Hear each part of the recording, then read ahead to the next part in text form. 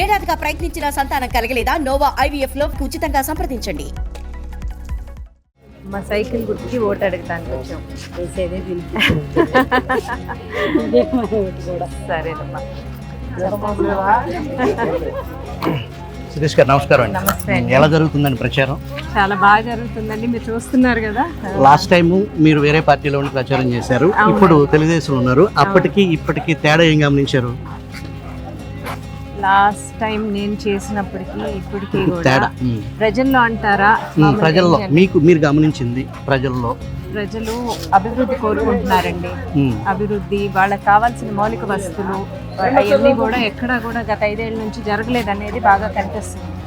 అందుకని తప్పకుండా వాళ్ళు ఆలోచించుకొని ఏదైతే వాళ్ళకి అభివృద్ధి కలిగిస్తారో, వాళ్ళకి ఏదైతే పిల్లలకి భవిష్యత్తు బాగుంటుందో దాన్ని కోటేస్తారని అనుకుంటున్నారు. మీరు ఇప్పుడు ఆ పార్టీ నుంచి ఈ పార్టీలోకి వచ్చారు.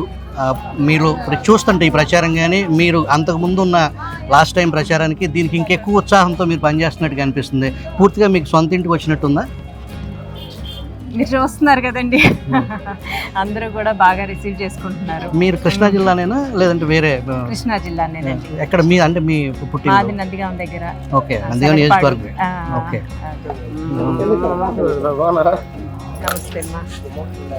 సైకిల్ గుర్తు కోటేయండమ్మా. అందరూ 2 ఓట్లు ఉంటాయమ్మా, ఒకటి ఎంపీది ఒకటి ఎమ్మెల్యే. రెండు కూడా సైకిల్కే వేయండి. ఇంట్లో కూడా చెప్పండి.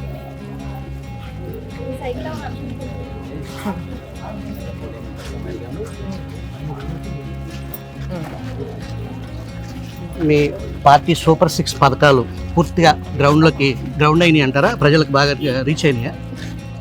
పార్టీ ప్రవేశపెట్టిన సూపర్ 6 పథకాలు డెఫినెట్ గా చాలా ఉపయోగం అండి. గ్రౌండ్ లోకి వెళ్ళిందా అందుకు అర్థమవుతుంది? డెఫినెట్ గానండి. వాళ్ళు ప్రజలు ఏదైతే కావాలనుకుంటున్నారో అవన్నీ కూడా పథకాలు వాళ్ళకి యాక్సెసిబుల్ గా ఉన్నట్టే ఉన్నాయి. వైసీపీ మళ్ళీ టీడీపీ అధికారంలోకి వస్తే వైసీపీ ఇప్పుడు ఏదైతే పథకాలు ప్రవేశపెట్టిందో అది ఆగిపోతాయి అనే ప్రచారం వైసీపీ సోషల్ మీడియా ఉధృతంగా చేస్తుంది. మరి ఇక్కడ మీరు ఈ గ్రౌండ్లో మీరు ఇంటింటికి డోర్ టు డోర్ ప్రచారం చేస్తున్నారు. ఆ పరిస్థితి ఏమైనా ఉందంటారా? వాళ్ళ వైసీపీ సోషల్ మీడియా ఫేక్ ప్రచారానికి సంబంధించి ఆ ప్రజలు నమ్మే పరిస్థితి ఉందంటారా? డెఫినెట్ గా లేదండి, క్లియర్గానే ఉందా? క్లియర్గా ఉంది. అందరూ కూడా చాలా ఎదురు చూస్తున్నారు టీడీపీ ఎప్పుడు వస్తుంది, వాళ్ళ అవకాశాలు అవసరాలు ఎప్పుడు చంద్రబాబు నాయుడు గారు తీరుస్తారు అని ఎదురు చూస్తున్నారు.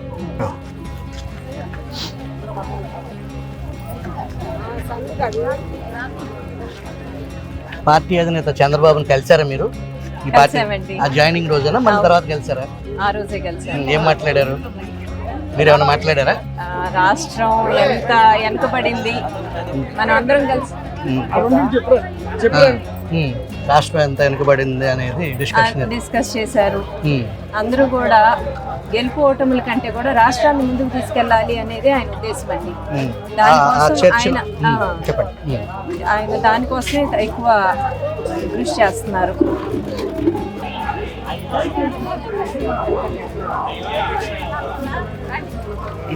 మేడం, పోయినసారి వచ్చిన దానికంటే ఇప్పుడు వసంత కృష్ణప్రసాద్ గారికి మెజార్టీ పెరిగే అవకాశం ఉందంటారా? ప్రజల్లో చాలా అభిమానం కనిపిస్తుందండి, వాళ్ళే తిరిగి చెప్తారు. చూద్దామండి. సైకిల్ గుర్తు కోటేయండమ్మా తప్పకుండా.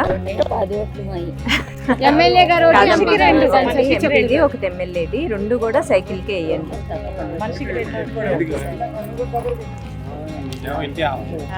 అమ్మ తప్పకుండా సైకిల్ కోటేయండి.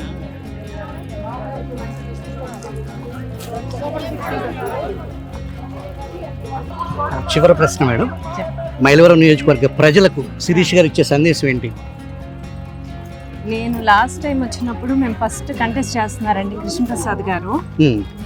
నాకు ఆయన ఏంటో తెలుసు కానీ ఇక్కడ మైలవరం ప్రజలకి ఆయన గురించి తెలియదు.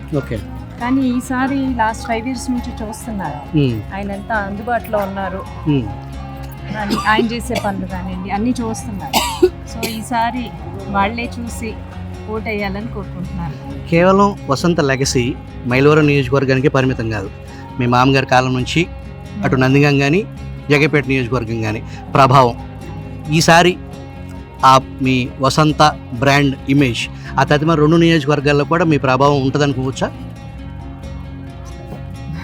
తప్పకుండా ఉంటుందండి. థ్యాంక్ యూ వెరీ మచ్ అండి. Wish all the best. Thank you.